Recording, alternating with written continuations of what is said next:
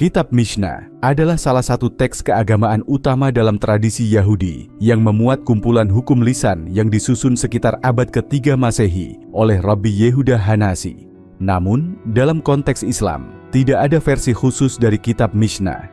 Sebagai gantinya, hubungan antara Mishnah dan Islam terletak pada studi lintas tradisi agama dan bagaimana hukum atau narasi dari kedua tradisi ini saling berinteraksi selama sejarah. Berikut adalah beberapa poin yang relevan untuk memahami hubungan antara Mishnah dan tradisi Islam. Setelah kebangkitan Islam pada abad ke-7, banyak komunitas Yahudi hidup di bawah kekuasaan Muslim, terutama di Timur Tengah dan Afrika Utara.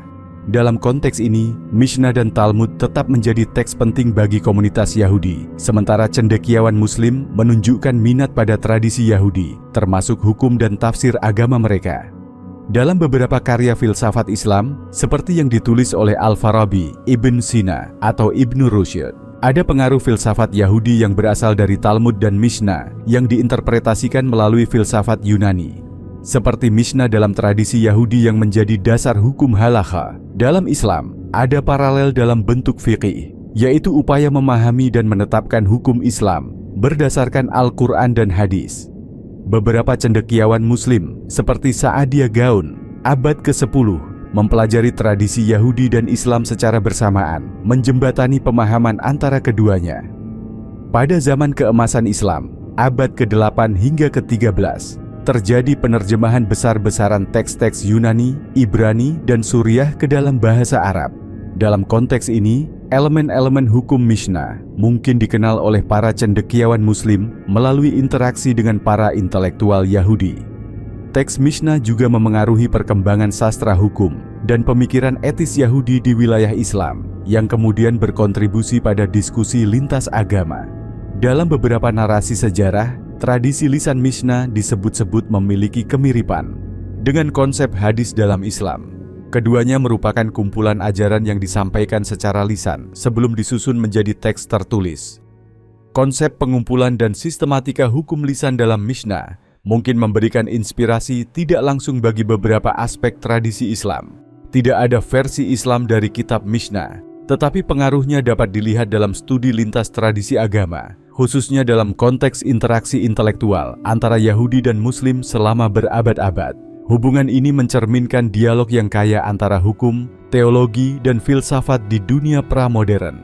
Jika ada aspek khusus yang ingin Anda gali lebih dalam, seperti tokoh atau peristiwa tertentu, silakan beritahu saya. Tidak ada yang secara langsung disebut kitab Mishnah versi Islam, karena Mishnah adalah teks hukum dan tradisi Yahudi yang spesifik untuk komunitas Yahudi. Namun, jika yang dimaksud adalah konten atau konsep serupa dalam tradisi Islam, maka beberapa paralel dapat ditemukan antara isi Mishnah dengan hukum Islam, terutama dalam fikih, hukum Islam. Berikut adalah beberapa bidang dalam Mishnah dan bagaimana mereka mungkin memiliki kesamaan dalam tradisi Islam. Mishnah terbagi dalam 6 bagian utama yang disebut Sedarim. 1. Zeraim, hukum pertanian dan doa. 2. Moed, hukum tentang hari raya dan sabat. 3. Nashim, hukum tentang pernikahan dan keluarga. 4. Nezikin, hukum perdata dan pidana. 5. Kodashim, hukum tentang korban persembahan dan makanan suci. 6. Taharot, hukum kesucian dan kenajisan. Dalam fikih Islam, topik serupa diatur dalam kitab-kitab hukum yang mencakup ibadah, aturan tentang sholat, zakat, puasa, dan haji.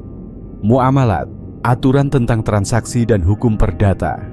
Munakahat, hukum pernikahan, perceraian, dan keluarga.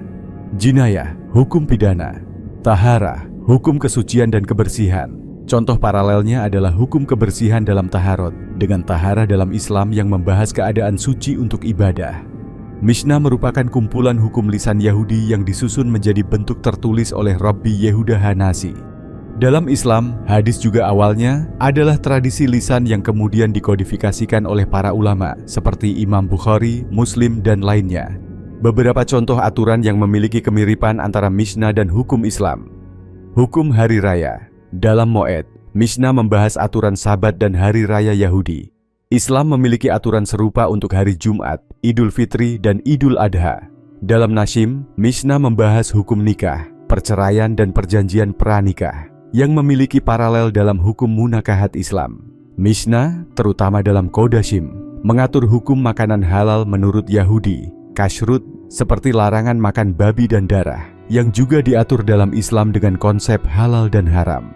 Dalam Nezikin, Mishnah membahas kompensasi untuk kerusakan atau cedera yang memiliki kemiripan dengan hukum diyat dalam Islam. Di bawah kekuasaan Islam, komunitas Yahudi sering menggunakan Mishnah untuk menyelesaikan persoalan internal mereka. Dalam beberapa hal, hukum Yahudi yang berasal dari Mishnah hidup berdampingan dengan hukum Islam dalam pengadilan-pengadilan lokal. Hal ini menciptakan dialog hukum yang tidak langsung.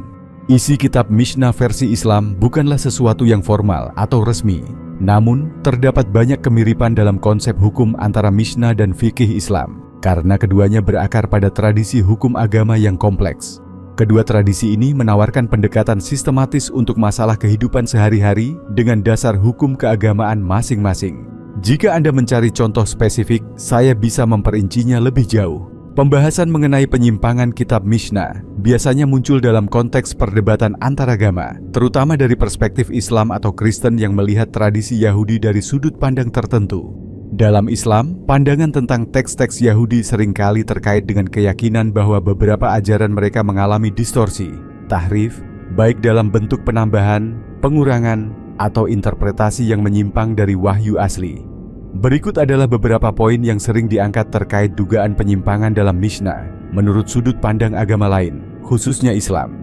Dalam Islam, Al-Quran menyebut bahwa beberapa umat Yahudi telah mengubah atau menyembunyikan sebagian wahyu Allah dalam Taurat. Quran Surah Al-Baqarah 75, Quran Surah Al-Maidah ayat 13. Meski Mishnah bukan bagian dari Taurat, umat Muslim sering memasukkan Mishnah dan Talmud ke dalam tradisi lisan yang dianggap menyimpang dari ajaran Taurat asli, karena keduanya adalah hasil interpretasi hukum yang muncul setelah wahyu Taurat. Kritik ini menganggap bahwa Mishnah menggantikan hukum Allah yang murni dengan hukum buatan manusia melalui diskusi para rabi.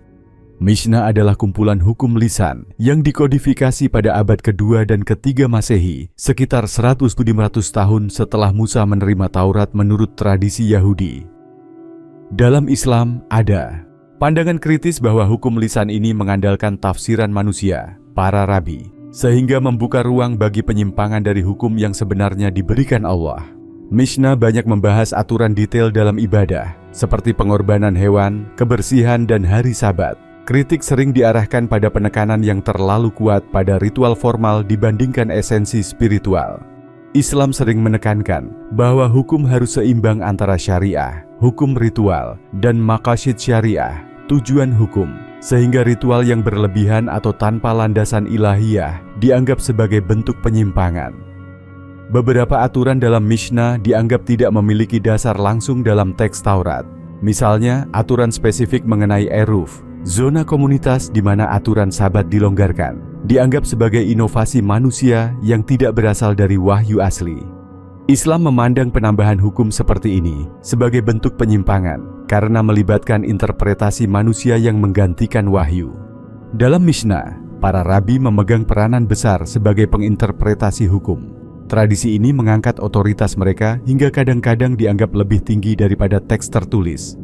Dalam pandangan Islam, konsep otoritas seperti ini bisa dianggap sebagai bentuk penyimpangan karena hanya Allah yang berhak menentukan hukum. Al-Quran menegaskan bahwa Allah mengutus Nabi Muhammad sebagai penyempurna wahyu sebelumnya. Quran Surah Al-Maidah 48. Oleh karena itu, hukum-hukum dalam tradisi Yahudi, termasuk Mishnah, dianggap telah digantikan dengan syariat Islam. Mishnah dianggap sebagai hukum yang telah kehilangan otentisitasnya karena tidak lagi sesuai dengan kehendak Allah sebagaimana tercermin dalam Al-Quran. Bagi sebagian Muslim, Mishnah adalah produk hukum manusia yang telah menyimpang dari wahyu asli Taurat. Penyimpangan ini dilihat dalam bentuk penambahan hukum yang tidak ada dalam teks asli, penekanan berlebihan pada ritual formal, penggantian otoritas wahyu dengan interpretasi para rabi. Namun, penting untuk memahami bahwa pandangan ini bersifat teologis dan bukan analisis akademis semata. Dialog antaragama seringkali menuntut pendekatan yang lebih empatik dan terbuka terhadap tradisi masing-masing. Dalam Mishnah, Konsep akhir zaman tidak dibahas secara rinci sebagai sebuah tema utama, karena Mishnah lebih berfokus pada hukum dan praktik keagamaan sehari-hari daripada teologi atau eskatologi, studi tentang akhir zaman.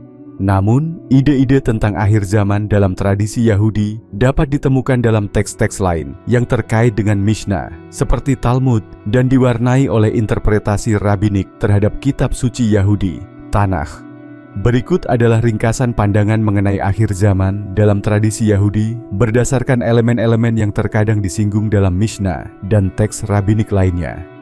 Dalam tradisi Yahudi, akhir zaman sering dikaitkan dengan kedatangan Mesias, Masyiach, seorang pemimpin yang akan membawa kedamaian universal dan memulihkan Israel. Mesias disebut sebagai keturunan Raja Daud yang akan membangun kembali bait suci di Yerusalem, mengakhiri penindasan, dan membawa umat manusia pada pengakuan terhadap Tuhan yang Esa.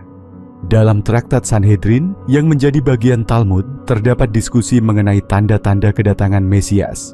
Meskipun ini bukan bagian langsung dari Mishnah, ide ini terkait erat dengan pemikiran rabbinik. Salah satu konsep utama dalam eskatologi Yahudi adalah Techiat HaMetim, yaitu kebangkitan orang mati di akhir zaman. Konsep ini dianggap sebagai bagian dari keyakinan inti dalam tradisi Yahudi rabbinik. Dalam Mishnah, Sanhedrin 10:1, terdapat daftar kelompok yang tidak memiliki bagian di dunia yang akan datang, termasuk mereka yang menyangkal kebangkitan orang mati. Hal ini menegaskan pentingnya keyakinan ini dalam pemikiran rabbinik. Mishnah dan teks rabbinik lainnya menyiratkan bahwa akhir zaman akan ditandai dengan era kedamaian universal di mana bangsa-bangsa di dunia hidup dalam harmoni. Traktat Avot, Pirkei Avot, etika para leluhur, mengandung ajaran moral dan spiritual yang dapat dianggap relevan dengan persiapan individu untuk era akhir zaman. Mishnah seringkali membahas isu-isu hukum dan moral yang dapat dikaitkan dengan gagasan penghakiman akhir zaman. Dalam tradisi Yahudi, penghakiman Tuhan terhadap individu dan bangsa terjadi pada akhir zaman, baik untuk menghukum yang berdosa maupun untuk membalas yang saleh. Dalam traktat Sanhedrin, ada diskusi tentang siapa yang akan dihukum dan siapa yang akan memperoleh bagian di Olam Haba, dunia yang akan datang. Meskipun Mishnah sendiri tidak banyak membahas tanda-tanda akhir zaman, Talmud dan tradisi rabbinik mencatat fenomena seperti konflik global dan pergolakan moral, kenaikan dan kejatuhan bangsa-bangsa, meningkatnya pengetahuan agama di satu sisi, tetapi penurunan moralitas di sisi lain.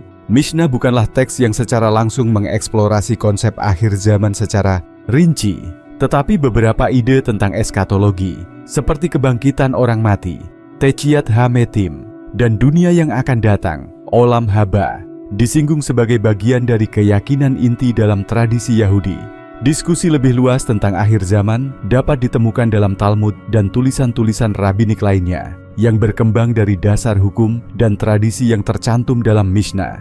Di era modern, kitab Mishnah tetap menjadi teks utama dalam tradisi Yahudi, tetapi tidak ada versi langsung dari kitab Mishnah yang diadaptasi ke dalam tradisi Islam.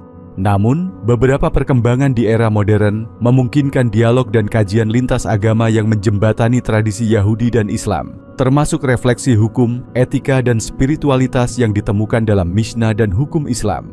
Berikut adalah beberapa hal yang relevan terkait kitab Mishnah di era modern versi Islam. Di era modern, beberapa cendekiawan Muslim dan Yahudi terlibat dalam dialog lintas agama yang membandingkan sistem hukum dalam Mishnah dengan fikih Islam. Kajian ini bertujuan untuk menemukan kesamaan prinsip, seperti keadilan, belas kasih, dan aturan hidup yang terstruktur, serta memahami perbedaan metodologi hukum. Contoh tema perbandingan. Mishnah dalam traktat Kodashim membahas hukum makanan kashrut yang mirip dengan hukum halal dalam Islam. Hukum kesucian dalam traktat Taharot dibandingkan dengan hukum taharah dalam Islam. Beberapa cendekiawan Islam klasik seperti Sa'adiyah Gaon dan Maimonides, Rambam, yang hidup di bawah pemerintahan Muslim, berkontribusi pada interaksi intelektual antara hukum Yahudi dan Islam. Di era modern, pengaruh ini menjadi dasar untuk memahami bagaimana kedua tradisi mengembangkan hukum mereka. Mishnah dianggap sebagai model awal hukum lisan, mirip dengan hadis dalam Islam. Di dunia Islam modern, hukum Islam telah mengalami kodifikasi, seperti halnya Mishnah menjadi kumpulan hukum lisan yang terstruktur. Sebagai contoh, Kitab-kitab fikih klasik dalam Islam telah diadaptasi dalam bentuk hukum tertulis yang relevan untuk sistem hukum negara, seperti hukum keluarga Islam di Mesir atau hukum syariah di negara-negara Asia Selatan. Ini mirip dengan bagaimana Mishnah menjadi dasar hukum Yahudi modern. Mishnah menjadi salah satu teks yang dipelajari dalam kajian lintas agama untuk membangun dialog antara Yahudi dan Muslim. Hal ini mencerminkan pengakuan bahwa banyak prinsip hukum dan moral dalam kedua tradisi memiliki akar yang sama. Dalam konteks modern, beberapa lembaga seperti Al-Quds University, Palestina, dan Hebrew University, Israel, menyelenggarakan diskusi akademik untuk menjembatani pemahaman antar tradisi. Beberapa prinsip universal dalam Mishnah, seperti pentingnya hukum, etika sosial, dan peran agama dalam kehidupan masyarakat, diterapkan dalam masyarakat Islam modern, meskipun dalam kerangka Islam. Misalnya, prinsip keadilan dan tanggung jawab komunitas dalam Mishnah tercermin dalam praktik hisbah dalam Islam, sistem pengawasan moral masyarakat. Fokus Mishnah pada pendidikan agama mirip dengan pengembangan madrasah di dunia Islam. Di era modern, tidak ada kitab Mishnah versi Islam secara langsung. Namun, melalui kajian lintas agama dan dialog akademik, banyak elemen hukum, etika, dan spiritualitas yang tertuang dalam Mishnah dipelajari dan dibandingkan dengan tradisi Islam, terutama fikih. Upaya ini bukan hanya memperkaya pemahaman masing-masing tradisi, tetapi juga membantu membangun jembatan toleransi dan saling pengertian di era globalisasi. Pandangan ilmuwan Muslim dan ulama Islam terhadap kitab Mishnah Yahudi sebagian besar bersifat tidak langsung, karena fokus utama ulama Islam umumnya lebih pada teks-teks agama mereka sendiri, Al-Quran dan hadis, serta pada dialog dan polemik lintas agama yang relevan pada zamannya. Namun, dalam konteks sejarah dan interaksi lintas agama, beberapa ilmuwan Muslim menunjukkan perhatian terhadap hukum dan tradisi Yahudi, termasuk Mishnah, baik sebagai kajian hukum maupun dalam dialog intelektual. Berikut adalah beberapa pandangan dan respons utama yang dapat ditemukan. Beberapa ilmuwan Muslim yang hidup di wilayah di mana komunitas Yahudi signifikan mempelajari teks-teks Yahudi, termasuk Mishnah, sebagai bagian dari interaksi intelektual. Beberapa di antaranya adalah, meskipun ia seorang filsuf dan pemimpin Yahudi, ia hidup di bawah pemerintahan Islam di Mesir dan terpengaruh oleh tradisi filsafat Islam. Ia memperkenalkan konsep-konsep hukum Yahudi, termasuk dari Mishnah, yang relevan dengan diskursus hukum Islam. Seorang ulama Muslim Andalusia, Ibn Hazm, menulis kritik terhadap ajaran Yahudi dan Kristen dalam karyanya Al-Fasl fi al-Milal wa al-Ahwa wa al-Nihal. Dalam karyanya, ia membahas konsep-konsep hukum dan kepercayaan Yahudi, meskipun tidak menyebut Mishnah secara spesifik. Seorang filsuf Yahudi terkenal yang juga belajar di bawah tradisi Islam.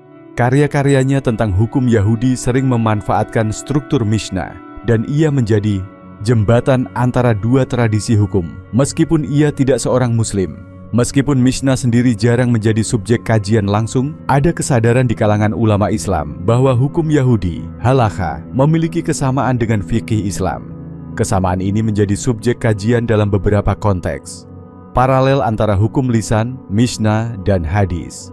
Para ulama Muslim mengenal tradisi lisan Yahudi dan melihat kesamaan antara Mishnah sebagai kumpulan hukum lisan yang kemudian ditulis dengan hadis dalam Islam. Keduanya menjadi dasar hukum dan praktik keagamaan komunitas masing-masing. Pengaruh struktur hukum. Dalam beberapa hal, pendekatan sistematis Mishnah terhadap hukum mungkin memberikan inspirasi bagi kodifikasi hukum Islam. Namun, pengaruh ini lebih bersifat tidak langsung melalui dialog antara komunitas Yahudi dan Muslim. Dalam beberapa karya polemik, ulama Islam sering mengkritik tradisi Yahudi, termasuk teks-teks rabbinik seperti Mishnah. Kritik ini biasanya difokuskan pada beberapa aspek. Banyak ulama Islam, seperti Al-Ghazali dan Ibnu Taimiyah, menganggap bahwa tradisi Yahudi, termasuk Mishnah, adalah hasil dari tahrif, distorsi, terhadap wahyu asli yang diterima oleh Nabi Musa. Kritik ini tidak ditujukan pada Mishnah secara spesifik, tetapi pada seluruh tradisi rabbinik yang dianggap tambahan terhadap Taurat.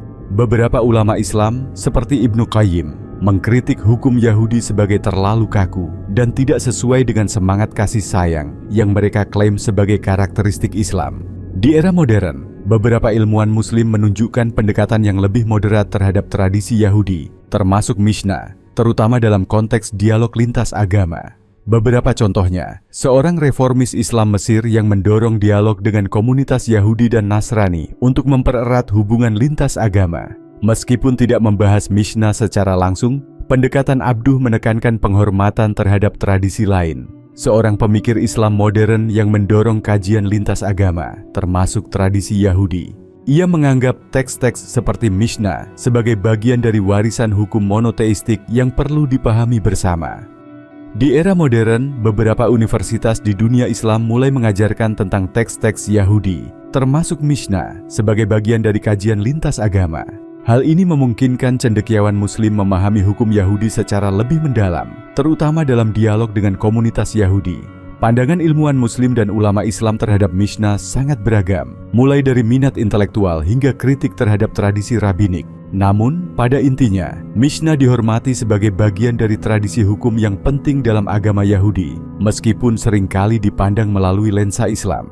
Dalam konteks modern, ada upaya untuk mempelajari dan menghormati Mishnah sebagai bagian dari dialog lintas agama, sambil mempertahankan identitas keagamaan masing-masing tradisi.